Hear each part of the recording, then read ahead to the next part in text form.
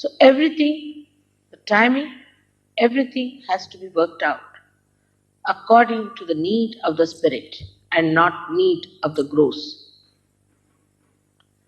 When that happens, you move smoothly and understandingly the whole pattern of the divine, how it works out.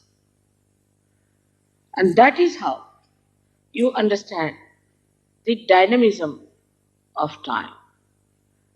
Because you live in the present, not in the future or in the past. Actually, the past doesn't exist and future has not come. We don't know what future is. To come in the present, you have to be the spirit. And when you are in the spirit, then you realize that this present is the reality. The rest is a myth. When the Kundalini rises, she passes attention into an area or she penetrates into an area where there is silence. Because a thought rises and falls off. Another thought rises and falls off. In between these two thoughts, this area exists of the present. Now, but if I say you stop at this point to be at this point, you cannot. Your mind is jumping either on the past or on the future. But the Kundalini is the only thing that stops at present moment, so that you don't consider the past and the future, but you enjoy the present, the complete dynamism of the present, and you are effective. You are dynamic. You can do 1,001 things which normally you cannot do. And you are surprised how it works out. The divine has its own plans, has its own understanding, and we cannot make the divine to work as we want. We have to accept whatever the divine does and manages, and then we see the miracles of the divine and we are surprised how efficient it is, how beautiful it is. Like a machine.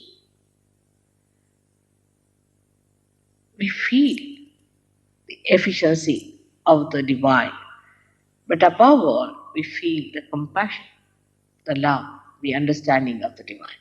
But first, we must rise up to that. And for that, one has to grow in the awareness of the Spirit. If we cannot develop the awareness of the Spirit, we lose that magnitude which we have to achieve. So what is to be respected is the Spirit after realization, because it gives you the truth. To understand the truth, you have to be the Spirit. Otherwise, whatever you understand is falsehood, is not the truth. Because of your mental projection, you think that that is the truth, is not so. For example, now, if I am sitting on this chair, you won't know any time that I ever sat on this chair. But supposing there's a realized soul who comes around, immediately he will know that there was someone like me. For example, I say that Mozart was a realized soul. How do I know? He's dead now. Because you can feel it on vibrations that he was a realized soul. I say Abraham Lincoln was a realized soul. Not because the way he lived or what he did, that was just an expression or was the symptom of his greatness. But because when you think of him, you get cool breeze in your hand. Tremendously cool breeze, soothing, which crawls over you. Oh, that's Abraham Lincoln. We do not know where we spend our time, what people are important to us till we are the Spirit. We waste our time catering to something absolutely useless. And then suddenly we discover, oh God, what a waste of time. What a waste of energy. What a waste of money. This man was a cheat. He cheated me.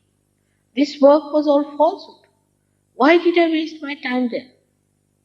After realization, you become the absolute. There is no relative value. You do not judge anything relatively. You just know what is absolute.